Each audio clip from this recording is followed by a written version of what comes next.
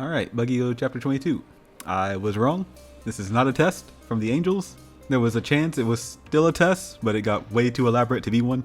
I said in the previous chapter, I thought it'd be too soon to get the angels out of here, but I guess one wanted to prove me wrong.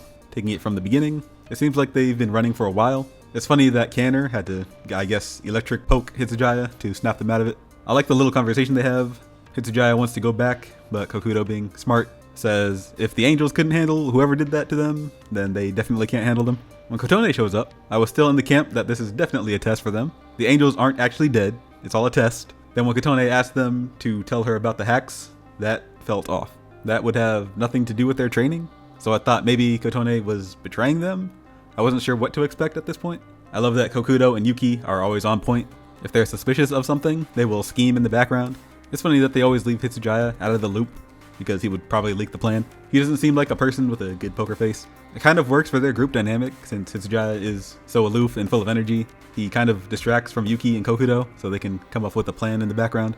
I like that the plan is to use the hack they just used in the last chapter, to make sure Kotone is telling the truth before they talk to her for real. This is when it's clear to me this is not a test for them, this is the real deal. Whoever this imposter is, they want to get information from them before they kill him. I like that they just run out immediately. They start getting calls from Kotone. They can't tell which one is real, so they just ignore the calls, or if any of them were even real. I don't know if we needed a Hitsujaya joke here. It's whatever.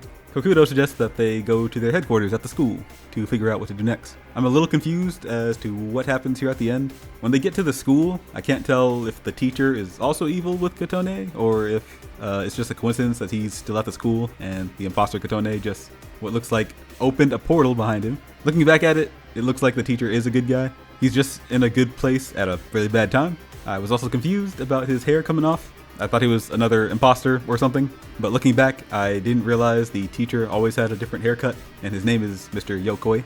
I forgot his name, so I just assume everyone forgot his name, so there's your reminder. Back in chapter 3, it does show him and his real hair with wigs behind him, so it's just something I didn't pay attention to.